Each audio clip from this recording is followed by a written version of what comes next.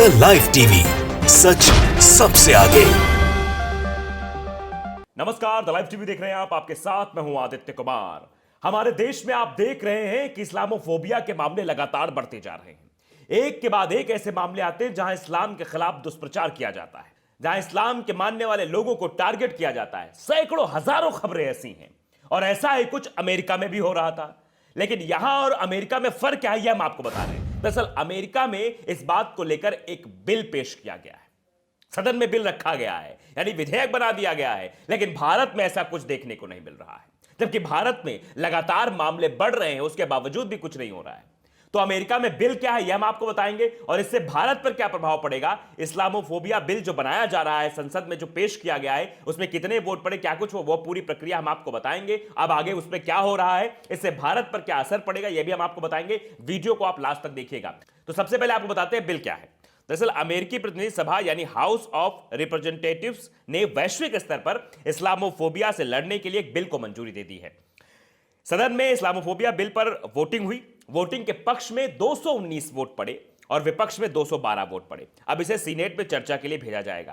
तो अब लगभग ये बिल पास होने के कगार पे है और जब ये बिल पास हो जाएगा तो इस बिल में प्रावधान क्या क्या है यह समझना बेहद जरूरी है, क्योंकि आप देख रहे हैं कि लगातार हमारे देश में भी मामले बढ़ रहे हैं। हमारे देश में भी ऐसे कानून की आवश्यकता है। अगर आप इस पूरे बिल को देखेंगे तो आपको खुद थोड़ी बहुत चीजें समझ में आएंगी। दरअसल इस बिल के तहत इस्लामोफोबिया की निगरानी और मुकाबला करने के लिए एक विशेष दूत की नियुक्ति की जाएगी। इसके साथ ही दुनिया भर के देशों में इस्लामोफोबिया की वजह से मुस्लिमों के खिलाफ होने वाले मामलों को विभाग की वार्षिक रिपोर्ट में पेश किया जाएगा। तो अमेरिका में सिर्फ नहीं, ये जहां अन्य देशों में यानी भारत में भी जो मुस्लिम विरोधी गतिविधियां हो रही हैं, जो इस्लामोफोबिया बढ़ रहा है, जो मुस्लिम लोगों को टारगेट किया जा रहा है, उस सब का खाका तैयार किया जाएगा और उसकी वार्षिक रिपोर्ट बनाई जाएगी। उस आधार पर वार्षिक रिपोर्ट सामने रखी जाएगी। डेमोक्रेटिक पार्टी की सांसद इल्हान उमर द्वारा लिखे गए इस्लामोफोबिया बिल के अनुसार उन्होंने ये पेश किया है। ऐसे मामलों पर नजर बनाए रखने के लिए विशेष दूत नियुक्त करने से अमेरिका के नीति निर्माताओं को मुस्लिम विरोधी कट्टरता की वैश्विक समस्या से, जो विश्व की समस्या बनती चली जा रही है, बेहतर तरीके से समझने में भी मदद मिलेगी। इस बिल की वजह से सब चीजें समझी जाएंगी। यह विशेष दूत दुनिया भर के देशों की गैर सरकारी संस्थाओं के जरिए, आप समझ रहे हैं कि सरकारी संस्थाएं तो सही तरीके से जवाब देंगी नहीं, सही से बताएंगी नहीं, तो गैर सरकारी संस्थाओं के जरिए वहां होने वाले मुस्लिम विरोधी मामलों से खाका तैयार करेंगे, जानकारी इकट्ठा करेंगे और फिर इस्लामोफोबिया की वजह से होने वाली इन घटनाओं को, प्रकृति और उसकी सीमा के बारे में विस्तृत रिपोर्ट भी एक बनाई जाएगी। एक वार्षिक रिपोर्ट तैयार की जाएगी। उस वार्षिक रिपोर्ट पर यह तय किया जाएगा कि कहां पर इस्लामोफोबिया बढ़ रहा है, कहां पर मुस्लिमों को टारगेट किया जा रहा है, दुष्प्रचार मुस्लिमों के खिलाफ किया जा रहा है, मारा पीटा जा रहा है, हिंसात्मक घटनाएं, और ये सब चीजें की जाएंगी। अब विशेष दूत का काम क्या होगा, यह भी आप समझिए। विशेष दूत का काम होगा कि वो अमेरिका सहित दुनिया भर में मुस्लिम समुदाय के खिलाफ हुई हिंसा, शोषण, उनके स्कूलों, मस्जिदों और कब्रिस्तानों समेत अन्य संस्थानों के साथ हुई किसी भी घटना की रिपोर्ट बनाएगा। तो हर एक रिपोर्ट बनेगी। अभी त्रिपुरा में हुआ था जो हमारे यहां, और उसके बाद जो लगातार अभी गुरुग्राम में हो रहा है, और उसके बाद मध्य प्रदेश में एक एक घटनाएं निकलकर सामने आई। इन छोटी छोटी घटनाओं की भी रिपोर्ट बनाएगा अमेरिका, इस पर नजर रखेगा। और वो भी सरकारी संस्थाओं द्वारा नहीं, गैर सरकारी संस्थाओं द्वारा नजर रखी जाएगी। यानी अब भारत में ये जो प्रोपेगेंडा चलाते हैं ना, ये जो एक एजेंडा बना लिया है, चुनाव जीतने का एजेंडा बना लिया है कि मुस्लिमों को टारगेट किया जाएगा, ये हिंदू मुस्लिम फैला दिया जाएगा, मंदिर मस्जिद पर आतंक कर दिया जाएगा, तोड़फोड़ मचा दी जाएगी, जय श्री राम के नारे लगा किसी को मार दिया जाएगा, ये सब कर दिया जाएगा। अब इसकी एक एक रिपोर्ट बनेगी और वो विश्व के पटल पर रखी जाएगी। यानी दुनिया का सबसे ताकतवर देश ये रखेगा, वार्षिक रिपोर्ट तैयार किया गया इस बिल पर। तो अब इस बिल से भारत पर क्या असर पड़ेगा, यह भी जानना बेहद जरूरी है। दरअसल ये बिल जो लाया गया है, भारत को चीन और म्यांमार की श्रेणी में रखने का प्रावधान था, जिस पर भारत के विदेश मंत्रालय की ओर से एक जवाब दिया गया। जब यह बात हुई तो जवाब आया कि भारत लंबे समय से अपने धर्मनिरपेक्षता, सहिष्णुता और समावेशिता को बरकरार रखते हुए सबसे बड़े लोकतंत्र और बहुलवादी समाज के तौर पर अपने दर्ज को लेकर गौरवान्वित महसूस करता है। कितनी हास्यास्पद बात है, जबकि आप जान रहे हैं कि देश में क्या हो रहा है।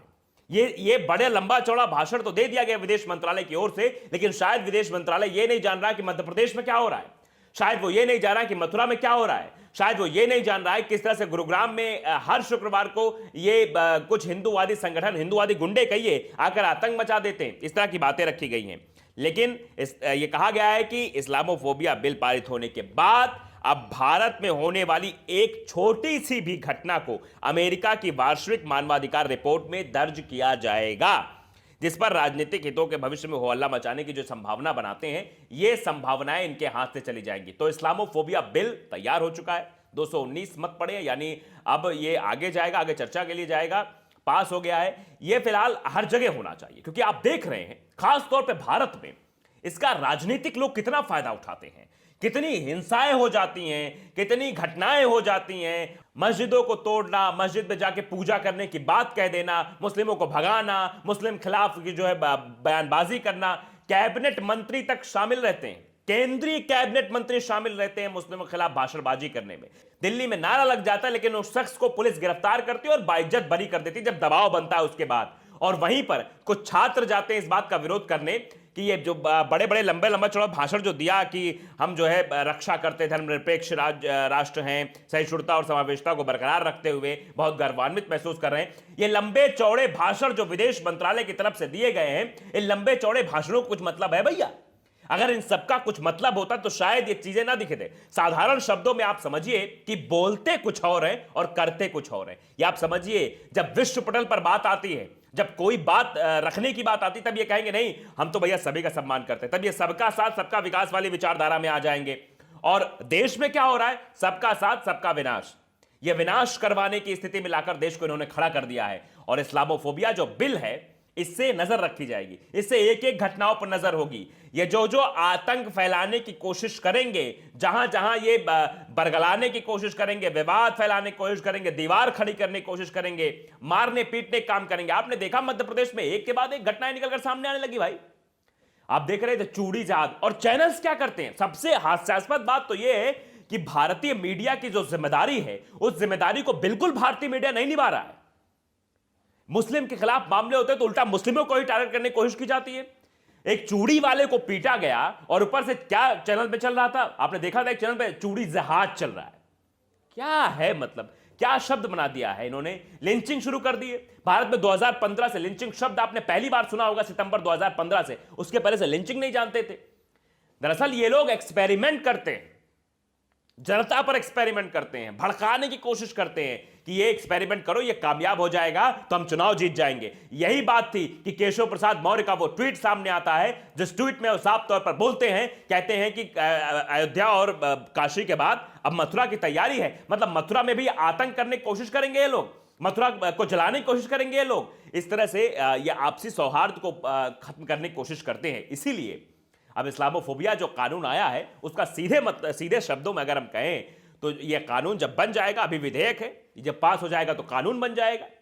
तो कानून बनने के बाद अब भारत में जो भी घटनाएं होंगी, भारत में जो इस्लाम के खिलाफ, चाहे वो मस्जिद का मामला हो, मस्जिद में तोड़फोड़ का मामला हो, या फिर किसी मुस्लिम समुदाय को टारगेट करके मारने पीटने का मामला हो, कोई भी छोटी से छोटी घटना, जो भी घटनाएं हो रही, या उनसे जबरदस्ती, जैसा आपने देखा कभी दाढ़ी खींचते, कभी ये कहते जय श्री राम बोलने के लिए, बहुत सारी चीजें होती हैं, उन सब घटनाओं पर नजर रखी जाएगी। बाकायदा इसकी रिपोर्ट तैयार की जाएगी। उस रिपोर्ट को वार्षिक रिपोर्ट में तौर पर पेश भी किया जाएगा, बताया भी जाएगा कि आप देखिए कि भारत देश में कितने मामले बढ़े हैं।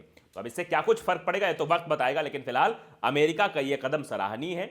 और इसलिए सराहनीय है क्योंकि जिस तरह से मामले बढ़ रहे थे, अब यह सवाल उठाता है कि आखिरकार इस बिल को लाने की जरूरत क्या पड़ी, क्यों ऐसा काम हुआ। दरअसल अभी कुछ दिन पहले खबर आई थी कि कुछ हफ्ते पहले की बात है कि रिपब्लिकन पार्टी के एक सांसद थे जिनका नाम था लॉरेन बोबर्ट। उन्होंने डेमोक्रेटिक सांसद इल्हान उमर को जिहादी दस्ते के तौर पर संबोधित किया था।